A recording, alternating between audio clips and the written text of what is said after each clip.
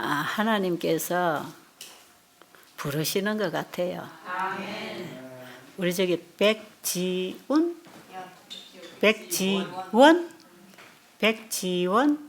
우리 어머니도 전 비슷한 간증을 계속 하시면서 우리 복음 안으로 지금 들어오셨어요. 저분도 지금 이제 여기 오셔서 이 복음을 접하고 불교에서 집에 한번 가셨다가 지금 두 번째 오셨죠. 저런 분들이 깨달으면서 신앙 고백하는 이런 얘기를 들으면 굉장히 저는 놀라워요. 그게 사람이 가르쳐서 이해할 수 있는 내용이 아니거든요. 그렇죠? 아무리 사람이 설득했다고 신앙을 갖는 건 아니에요. 제가 이제 이 침례 공부를 좀 시켜서 침례 결심을 좀 시켜보려고 어떤 분은 저분이 꼭 예수를 영접했으면 좋겠다는 생각이 들어서 개인적으로 이제 찾아가서 이렇게 얘기를 해봐요. 그러면 전혀 납득 안 합니다. 설득 안 돼요. 아무리 가서 친절하게 좋은 소리 해도 신앙을 받아들이겠다는 마음은 따로 있어요. 사람을 대하는 마음이 따로 있고 신앙을 받아들이는 마음이 따로 있어요. 그래서 정말 사람의 대화로는 상당히 공감하고 또 좋은 감화를 받고 있지만 이 신앙을 받아들여야 되는 데 있어서는 딱 다치거든요. 그래서 사람의 마음을 두드려서 영생을 넣어주시는 분은 분명히 이거는 사람이 하는 게 아니고 성령께서 하셔야 되는 거다. 그걸 너무 잘 압니다. 난 절실히 할게요. 사람이 아무리 친절해도 친절한 걸로 끝나는 거예요. 사람에게 좋은 감화를 받아도 그 감화로 끝나는데 이 복음이 성령을 통하여 사람의 심령에 들어가 버리면 사람이 바뀌어. 그렇죠? 그 바뀌는 간증을 할 수가 있습니다. 저분은 제가 어저께인가 한번 상담 대화를 했어요. 저한테 와서 아주 막 눈물 줄줄 흘리고 감동을 얘기하시대요. 그래서 제가 연세가 어찌 되냐 하니까 저하고 한동갑이래요. 근데 저보다 훨씬 젊어 보입니다. 제가 그랬어요.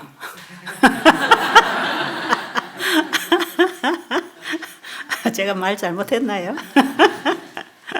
제가 본다는데 여러분 왜 그리 웃으세요? 저보다 훨씬 젊어 보입니다. 그랬더니 뭐 저도 사회에서 뭐 좀 하느라고 하고 있는 사람이라고 그런 얘기를 하시는데 참 이 영적인 것을 공감하고 분별할 수 있는 그런 영적인 분이구나 하는 것을 제가 좀 알았고요. 그 받은 은혜가 너무 감사해서 계속 눈물을 흘리시고 계셨어요. 그리고 나는 이 길을 가기로 결심했습니다. 가면 반드시 교회로 갈 것이고 제가 이 길을 갈 것입니다. 내가 전혀 생각해 보지 못한 이런 길이 있는 줄 몰랐습니다. 정말 자기는 이런 거 몰랐다 그러죠. 그런데 저분이 그 남편분이 편찮으셔서 여기 오셨고 남편분이 많이 아프십니다. 아마 내일인가 모레인가 가실 거죠. 가실 건데 실제로는 남편분이 간증을 해야 된답니다. 너무너무 준비를 잘하고 계신다.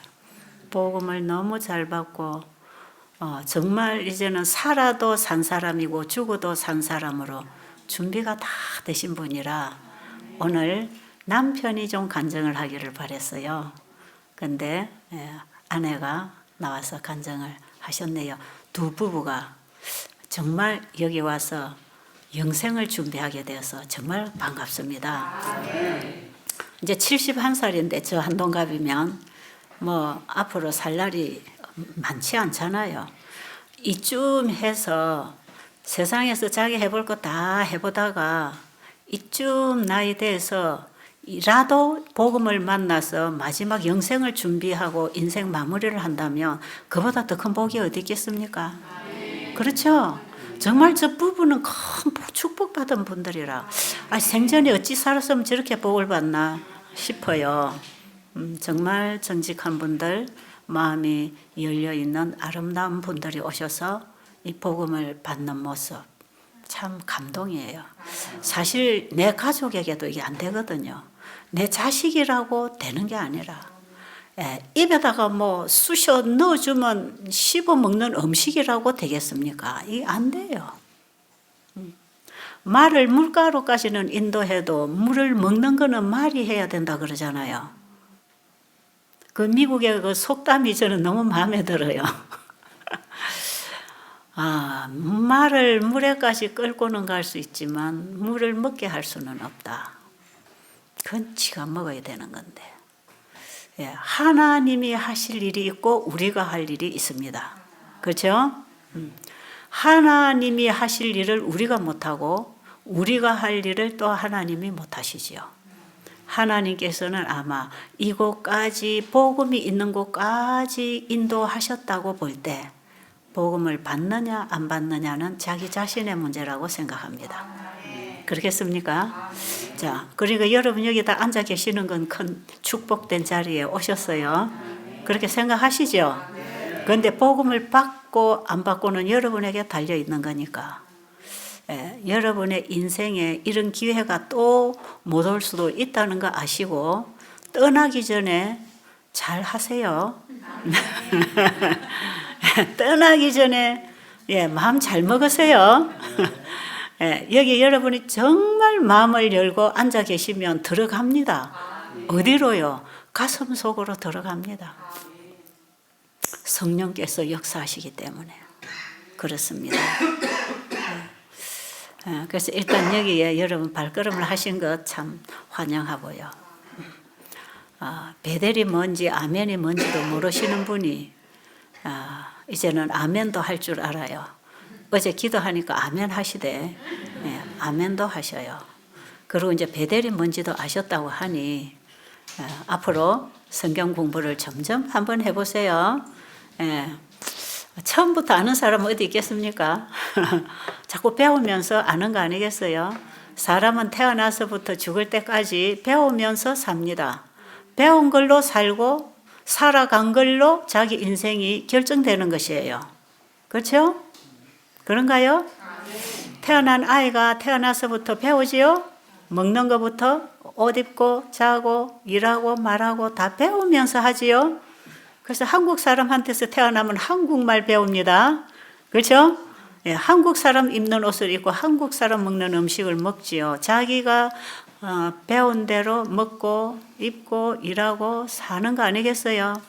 그런데 그것을 누구로부터 배웠느냐에 따라서 자기 인생의 마지막 결론을 만나게 될 텐데요. 그게 영생이냐 사망이냐 하는 쪽에 가서 결정되게 돼 있습니다. 그게 참 중요하겠죠?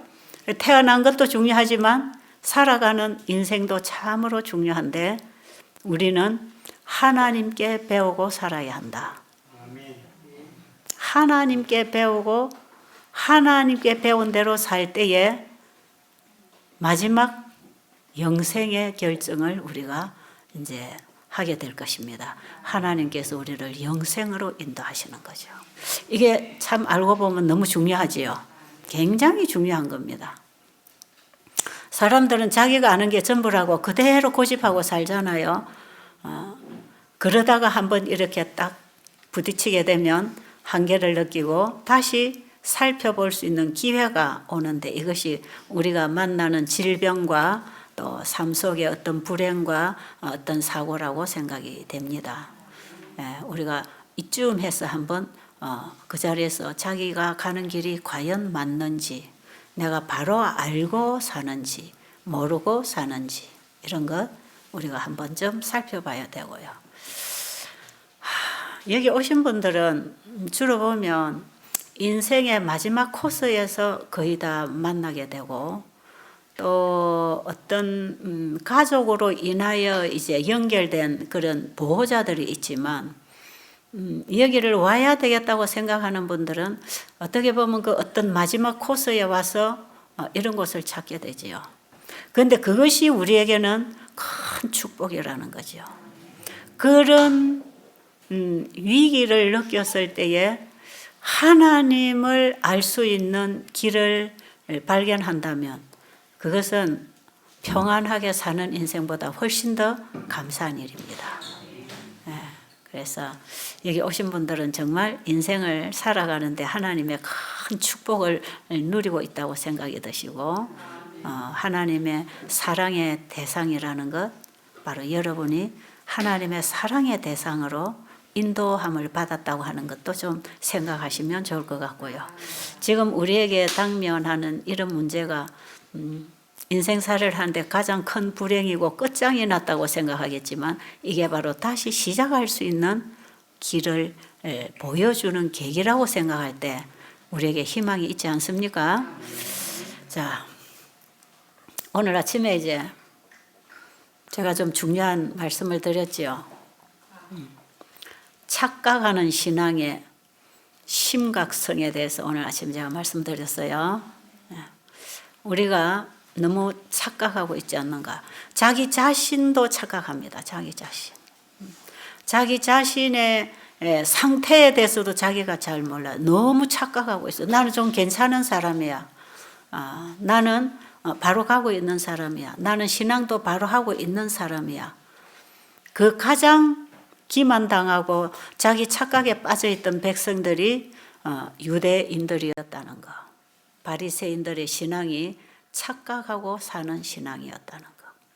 자기들만큼 하나님의 은총을 받은 백성이었고 자기들만큼 믿음이 좋은 사람이었고 자기들만큼 율법을 철저히 잘 지키는 백성이 없다고 생각했지만 율법이시고 복음이신 그분을 몰아내고 그분을 십자가에 끌어내어 못 박아 죽이는 그런 죄를 저지르고 영원한 구원의 길에서 벗어나는 꼴을 우리가 역사를 통해서 알 수가 있는 것입니다.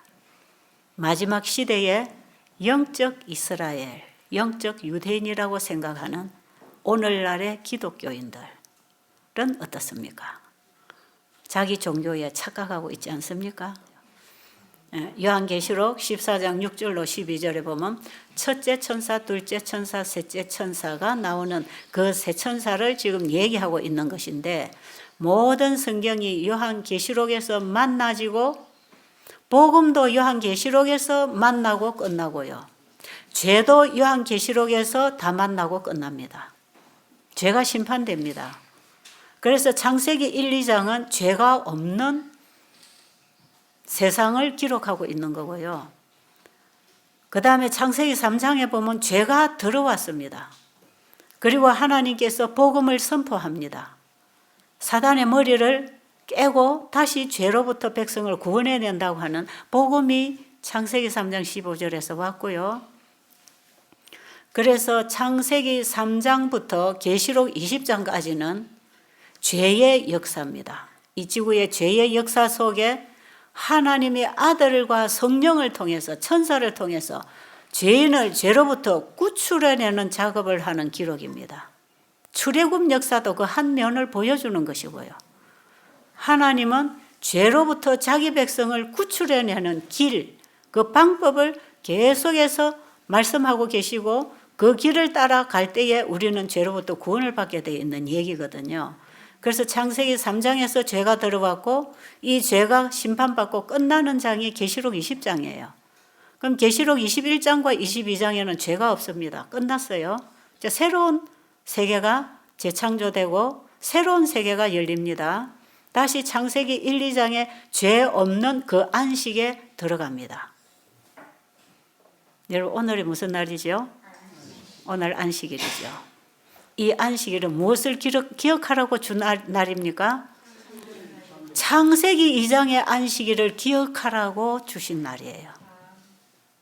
창세기 2장의 안식일을 지키는 아담 하와는 죄 없는 상태에서 안식일을 지켰습니다. 그렇죠? 그게 진정한 안식이에요. 죄 없는 안식입니다.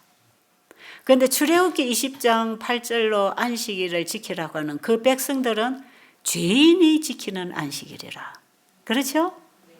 그러니까 이 날은 네나 내 아들이나 딸이나 남종이나 여종이나 육축이나 다 문 안에 유하는 객이라도 아무 일도 하지 말라. 그러니까 그날 노예는 아무 일도 안 하는 날.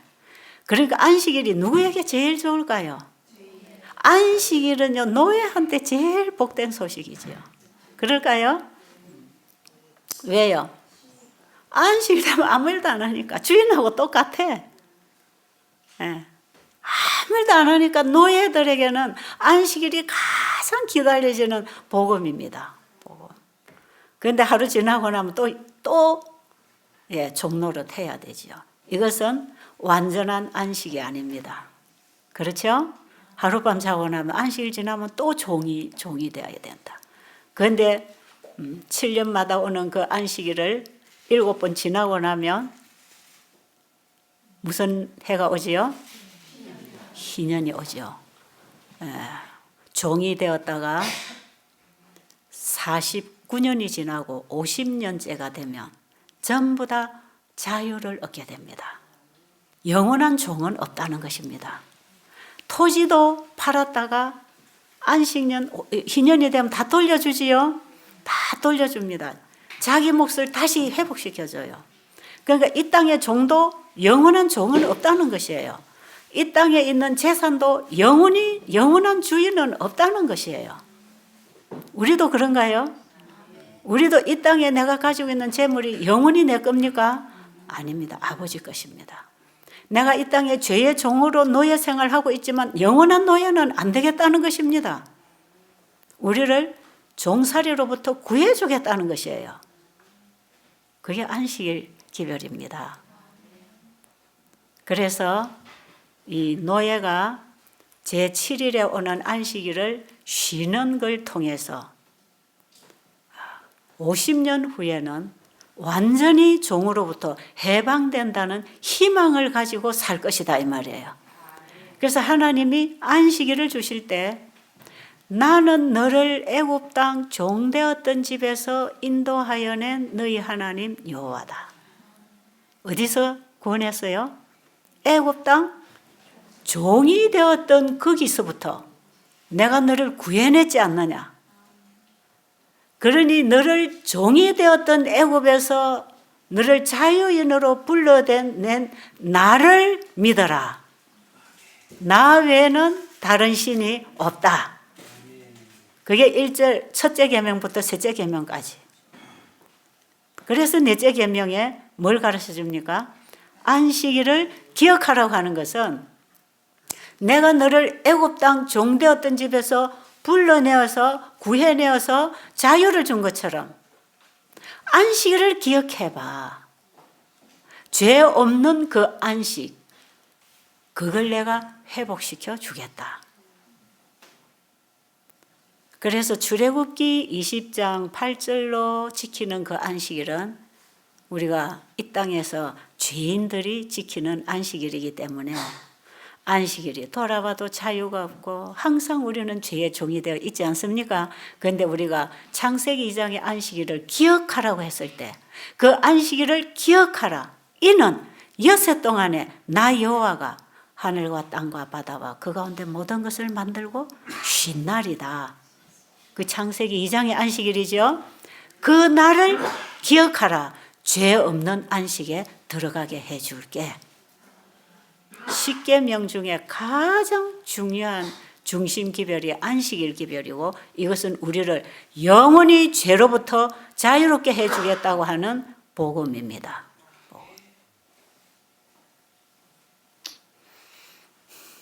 오늘은 출애굽기 20장의 안식일을 우리가 맞이했고요. 이 안식일을 맞이할 때마다 창세기 2장의 안식일을 기억하자. 어떤 안식일? 죄 없는 안식일. 영원한 자유. 그게 언제 올 겁니까? 예수님이 재림하시면 영원한 안식에 들어갑니다. 예수님이 우리를 영원한 안식의 문을 열어주시기 위해서 지금 우리의 죄를 끝내버리는 마지막 사역을 하고 계신다 이 말이에요. 거기에 우리가 들어가야 합니다. 담대하게 대제사장을 따라서 지성소에 들어가서 우리의 죄를 해결해야 됩니다. 그러니까 지금은 무슨 시대냐? 회개해야 되는 시대라. 회개하는 시대. 지금은 우리가 남의 흉을 보고 갖다 전파할 때가 아니고 내 죄를 가지고 예수님께 갖다 드려서 예수님이 내 죄를 해결해 주신다는 이 복음을 전파해야 할 시대입니다. 그러니까 여러분 남의 흉을 가지고 쑥덕쑥덕 하지 마시고 뭐 하라고요? 내 죄를 가지고 어디로 가라? 예수님께로 가야 될 때라. 지금은 회개하라는 기별이 선포되어야 합니다. 마지막 시대 교회인 라오디아 교회에 보내는 기별이 회개하라는 겁니다. 뭘 회개하라는 겁니까? 네가 아직 나를 안 믿고 있다 이 말이에요. 네가 아직 나를 믿지 않았어. 그 말씀이 너희 속에 거하지 아니하므로 그가 보내신 자를 믿지 아니한다고 하는 그 말씀은 바리새인들에게만 주신 말씀이 아니고 재림을 기다리는 우리에게 주신 말씀이라. 이해하시겠어요? 지금 여러분 우리는 정말 엄숙하게 심각하게 우리의 구원을 준비해야 되는 때라. 그렇게 해야 됩니다. 그러니까 여러분 바쁜 일 그냥 다 제껴놓고 죽느냐 사느냐도 그냥 다 뒤로 하고 지금 내 구원이 어떻게 되어 있는지 지금 내 운명이 어떻게 되어 있는지 그걸 좀 살펴봐야 되지 않겠어요? 아멘은 잘하고 속은 또 여러분 교회 다니면서 아멘만 배워가지고 그냥 무조건 아멘하고 다 끝난 게 아니고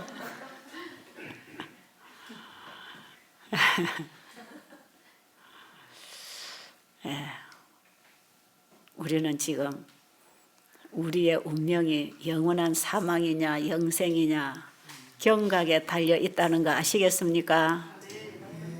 사람이 나를 어떻게 보고 인정하고 내가 얼마만큼 짜리고 점수가 얼마만큼 주어지고 있는 인간인지를 생각하지 말고 빨가벗은 죄인으로 예수님 앞에 가야 합니다. 여러분 병까지 같이 가지고 가세요. 병도 가지고 가세요.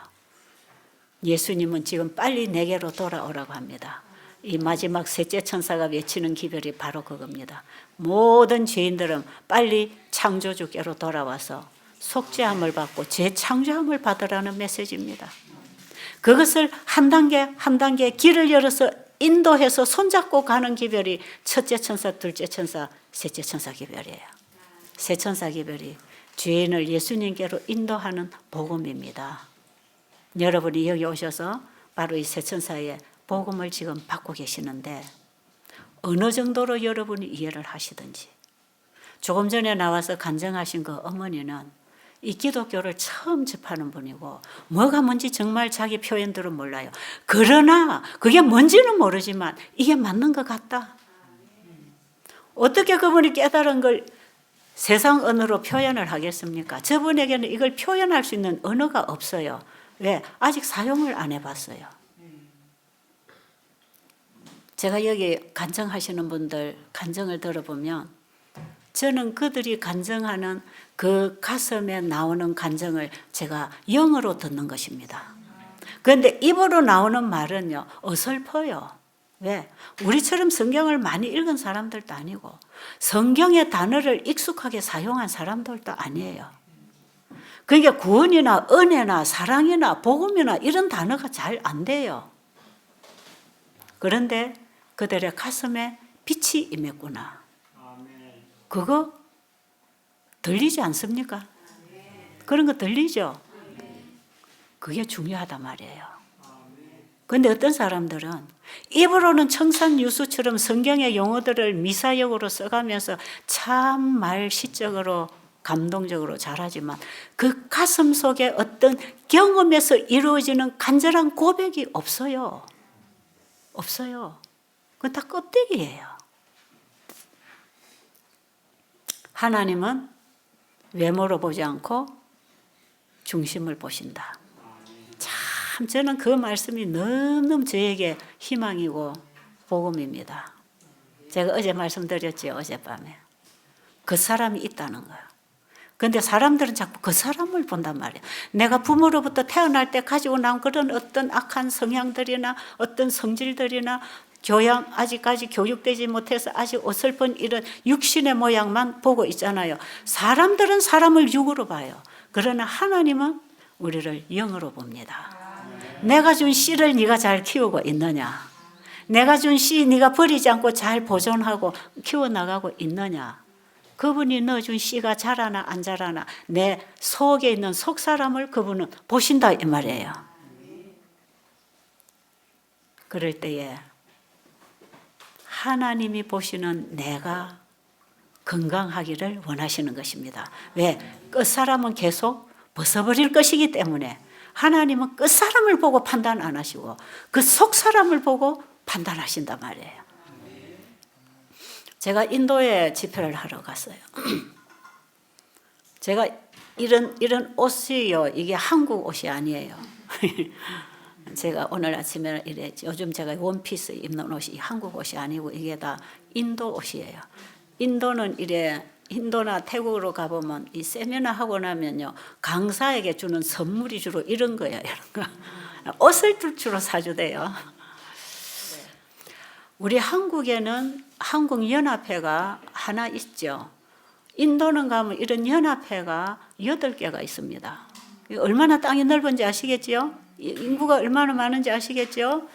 29개의 주가 있는데 한 주의 땅덩어리가 이 남과 이북을 합한 거 4개를 모아야 한 주가 되는 땅덩어리.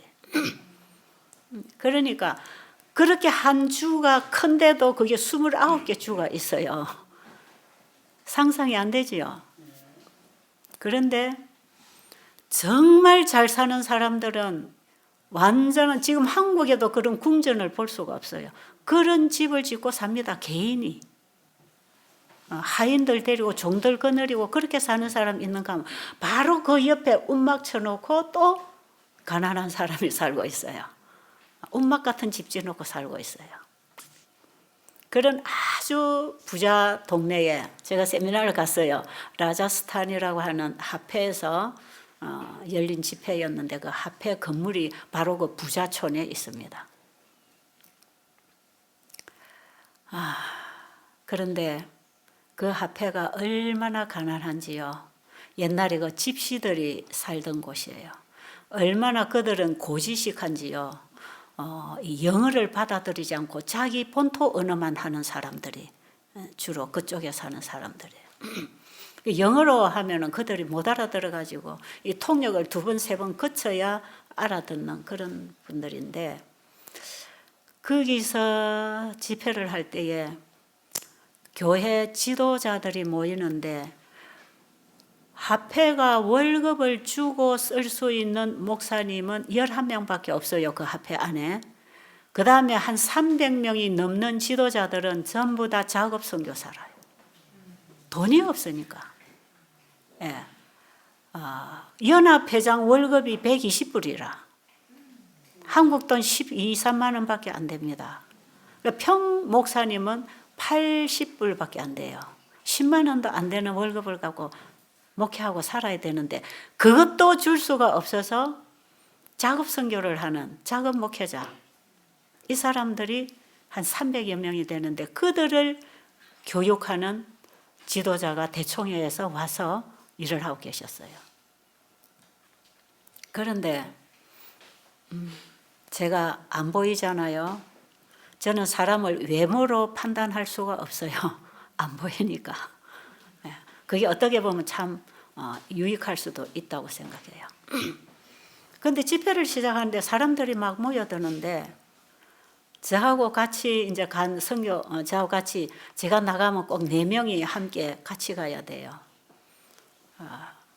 제가 안 보이니까 옆에 보이는 사람이 하나 도와줘야 되고, 제가 영어를 못하니까 통역하는 사람 하나 붙어야 되고, 또 이게 바이블 브릿지 인터넷으로 계속 강의가 나가니까 또 가서 카메라 찍어야 되고, 그러니까 4명이 항상 한 팀입니다. 그러고 다녀요. 근데 그 교회 집회가 시작이 됐는데 제 옆에 같이 간 어떤 집사님이 여기는요, 사람들이 들어오긴 들어왔는데요, 전부 다 저 길가에 한국 같으면 저 거지들 같아요.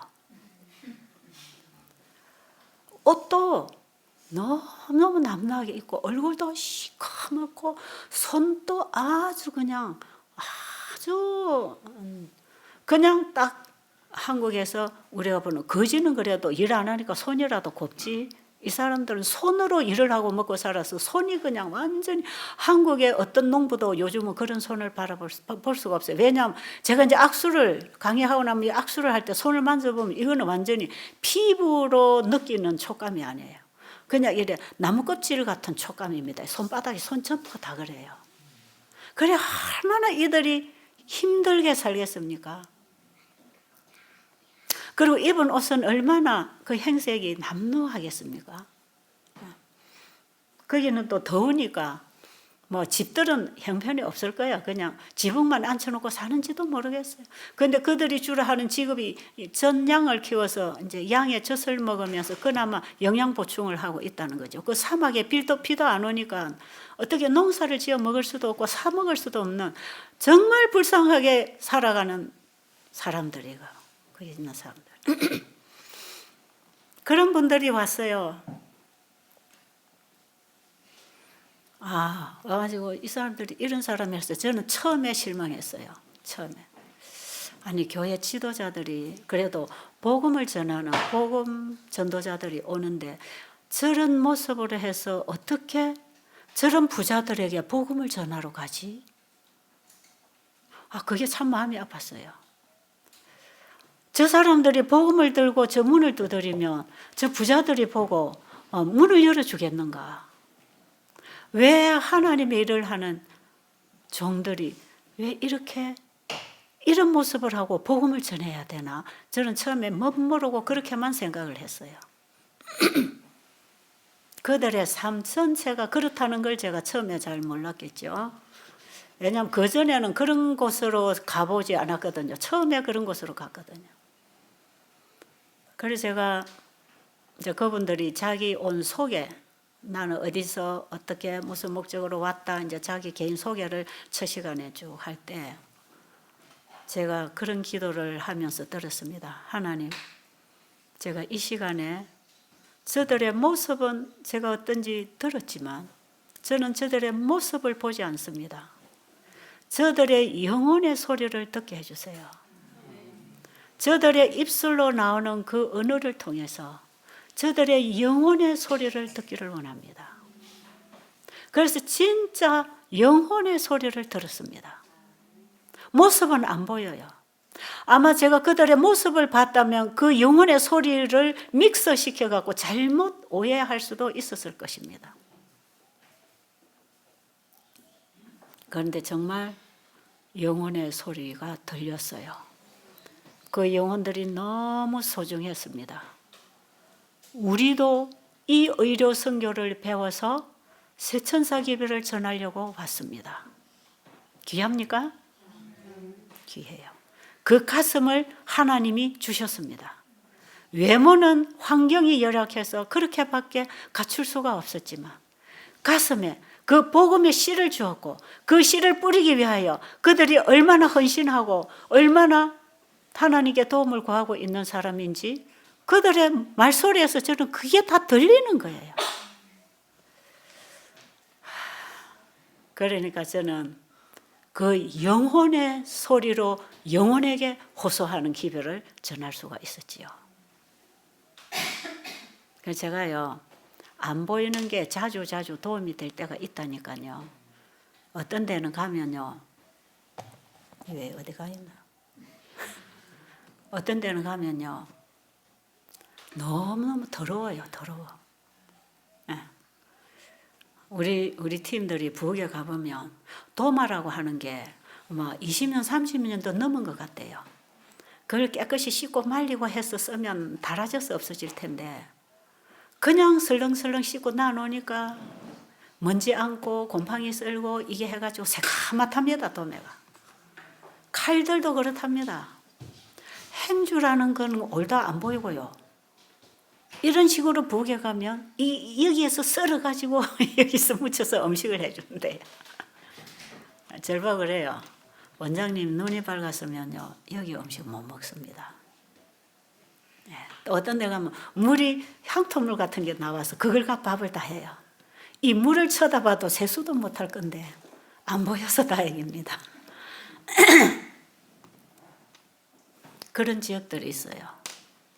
잘 살고 또 편리하게 아름답게 호사스럽게 사는 사람들이 옆에 있는가 하면 이 옆에 아주 또 가난한 사람들이 함께 살고 있는 그런 나라.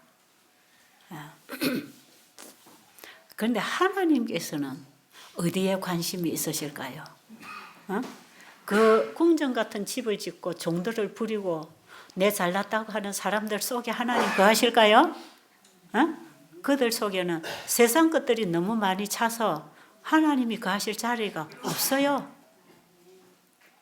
그런데 바로 그 길 하나 건너 우리 앞에 건물이 있고 거기에 그 주위에 있는 백성들이 모여드는데 그 백성들은 외모는 너무나 남루하고 가진 것이 없고 하루하루 양의 젖을 짜서 먹고 하루하루 뭔가를 파서 먹어야 되는 이런 사람인데 그 사람들 속에는 하나님이 거하실 자리가 있다는 거.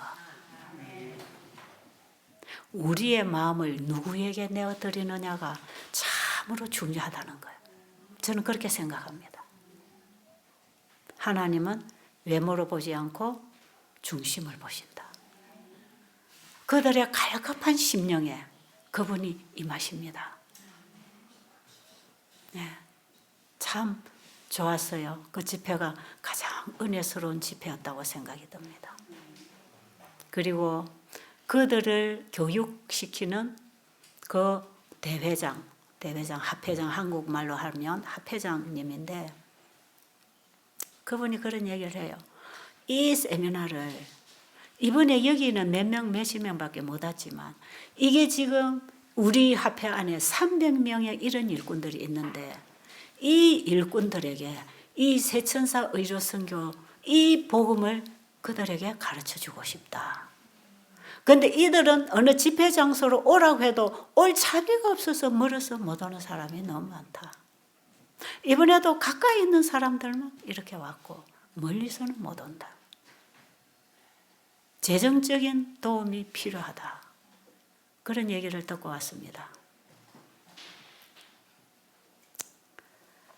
그래서 우리가 이 후원금을 좀 호소하고 있는 이유가 바로 그런 것이고요. 그래서 지금 우리가 지금 완전히 이 복음의 불모지라고 할 수 있는 땅입니다. 그런 땅들이. 여기에 우리 재림교회는 너무 극소수인데 파고 들어갈 수가 없어요. 그런데 어떻게 들어갈 수 있는가? 건강기별이면 들어갈 수 있는 것입니다. 왜? 다 병이 들어있으니까 아프면 열리거든요. 붙잡거든요. 그래서 지금 그 나라에서도 연합회장이나 합회장이나 목사님들이 한결같이 하시는 말씀, 우리는 이 땅에 더 이상 전도할 의욕을 다 잃어버렸다. 전도 안 된다. 다 국교가 돼 있다. 힌두교나 뭐 불교나 이슬람이나 이 다 국교가 돼 있어서 파고 들어갈 자리가 없어. 그런데 한 가지 길이 열려 있는 곳은 의료 선교밖에 없다. 그러니 우리 모두가 이걸 해야 되겠다. 지금 그렇습니다. 그래서 제가 거기를 이제 자주 왔다 갔다 하고 있고, 사실은 거기 있는 교회 지도자들이 지금까지 우리 재림교회가 가지고 있는 이 건강 기별을 다 잃어버렸어요. 거기는 또 대부분 보면 태국 같은 나라는 예언의 신이 영어가 태국어로 번역이 안 됐어요. 그러니까 이걸 몰라요. 아예 몰라요. 예언의 신이 없어요. 그러니까 모를 수밖에. 그러니까 교회 목사가 1년에 신자들하고 소 12마리 잡아먹는 목사도 있고 그게 자랑처럼 자랑하고 다니는 그런 분위기단 말이에요.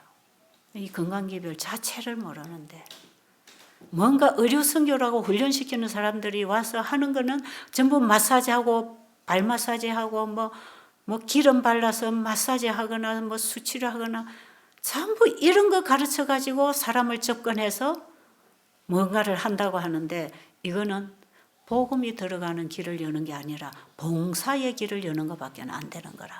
이거는 봉사활동밖에 안 됩니다. 그런데 세천사 기별에 포함된 이 건강기별이야말로 복음이 들어가는 길을 열어주는 것이다. 그래서 이걸 우리나라 지도자들이 먼저 배워야 한다. 지금 그래서 바쁩니다. 그래서 바빠요. 우리 한국에도 마찬가지. 우리 한국에도 교회들마다 뭐 건강전도회 한다고 뭐 한다고 하는데 온갖 요법들 갖고 와서 시끄럽고 복잡하고 바쁘게 다 하고 있어요. 그런데 하나님께서 세천사 기별에 포함시켜서 마지막 복음사업을 마칠 수 있는 이 복음사업에 주신 건강기별은 창세기 1장에 다 있습니다. 성경으로 돌아가야 해. 창조주께로 돌아가야 해. 바로 창조주가 원래 주신 햇빛, 공기, 음식, 운동 이거 다 있잖아요. 창세기 1장에 다 있잖아요. 창세기 1장에 하나님의 질서대로 돌아가자는 거 아닙니까? 이렇게 할 때 치료는 누가 하신다? 하나님 하시죠. 의사가 병 고칩니까? 지금 여러분의 병 의사가 고치던가요? 이런 병은 의사가 고칠 수가 없어요. 의사는 질병의 원인이 뭔지도 몰라요. 어떻게 해야 낫는지도 몰라요. 왜? 의사는 몸에서 나타난 증상만 보고 처리하는 분이지 생겨나지 않도록 하는 건 의사에게 없어요. 그렇기 때문에 이 건강기별은 하나님이 주셔야 했고 하나님이 치료하시는 방법이라. 그래서 이거는 모든 민족들에게 전파되어야 되는 거 아니겠어요? 나은 사람들이 증거해서 전파되어야 되는. 그래서 창조주를 경배하는 신앙 회복이 일어나야 되는 거라. 그래서 우리 여기 베델에서 하는 이 일은 대단히 중요한 사업이고 전 세계에 이 빛이 비쳐나가서 온 땅에 이 세천사의 기별에 빛을 비출 매개체로서 이 베델이 끊임없이 앞으로 일하게 되기를 저는 간절히 바랍니다. 하나님께서 하라는 그 길을 따라가면 분명히 성공한다 그랬죠. 하나님의 말씀에 따라 하나님 주신 기별을 전하면서 하나님이 하라는 일을 하면 성공합니다.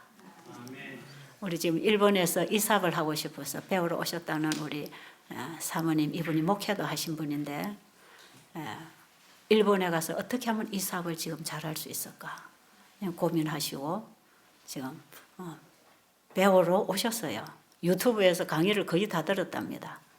나도 이걸 해봐야 되겠다 해서 지금 여기 와 계시는데 중요한 것은 창세기 2장의 안식일이 이 기별의 핵심이라는 걸 아셔야 합니다.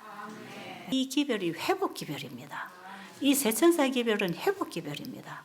창세기로 죄 없는 그때로 돌아가는 기별 아닙니까?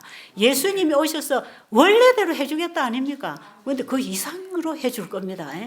그래서 우리의 안식일이 일요일이 될 수가 없는 거죠. 일곱째 날일 수밖에 없습니다. 그 날에 하나님이 언약하셨잖아요. 죄 없는 영원한 안식을 주겠다고 예수님이 오셨습니다. 창세기 2장의 안식일을 회복시켜 주려고 예수님 이 땅에 오셨잖아요. 그래서 환자들을 고치시고 내가 안식일의 주인이라고 자신을 소개하셨지 않습니까? 그 안식일이 창세기 2장의 안식일이요. 출애굽기 20장의 안식일입니다. 그게 일곱째 날입니다. 이 복음에서부터 파생되어 나가는 건강기별이어야 이게 돌아와서 다시 창조주께로 갈 것이기 때문에 창조주에게로부터 죄로 인해 나왔다가 다시 예수님이 오셔서 그쪽으로 데리고 가시는 거 아닙니까? 그죠? 그래서 우리의 생활이 하나님의 법칙대로 우리의 신앙이 창조주께로 우리의 안식이 창조주 안에서 있다는 거. 그 안에 회복이 있다는 단순한 복음입니다. 자, 오늘 제가 조금 어려운 얘기 했죠? 안식일 되면 제가 조금 어려운 얘기 하는데 알아들으셨나요? 네, 좋습니다. 이제 여러분이 가시면 공부해야 되겠죠? 네, 이제 공부하세요. 알려고 하세요. 그리고 앞으로 내가 어떻게 살 것인가 누구 따라하지 마시고 하나님 말씀에서 빛이 오는 대로 순종하시면 되겠습니다. 누구든지 각자가 할 일이 따로 있으니까요. 저 사람처럼 하는 건 아무도 없으니까요. 나에게 주어진 빛을 따라 순종하십시오. 그때에 하나님이 인도하시는 길이 있습니다. 사람의 지배를 받지 말고 말씀의 지배를 받고 가야 그게 하늘 가는 길이라는 거 아시겠죠? 네. 그래서 여러분 어느 교회에 얽매이지 말고 어느 단체에 얽매이지 말고 부모 형제에게 얽매이지 말고 어느 자식에도 얽매이지 말고 주님이 말씀하시는 대로 따라가는 것. 그래서 각자가 자기가 있을 곳에서 열심히 순종하고 빛을 전하는 것. 그것이 참된 마지막 성도의 신앙입니다. 여러분 알아서 하세요 이제. 저는 그냥 이런 겁니다 하고 가르쳐 드리는 거니까 여러분이 알아서 선택하시고 가시기 바랍니다. 자, 그렇게 우리가 가면 한 곳에서 다 만나겠죠? 어디서 만날까요? 네, 하늘에서 만나겠죠? 예수님 오시는 그 앞에서 우리 다 만날 것입니다. 우리가 하늘에 가서 이웃에 함께 살 사람들입니다. 준비하십시다.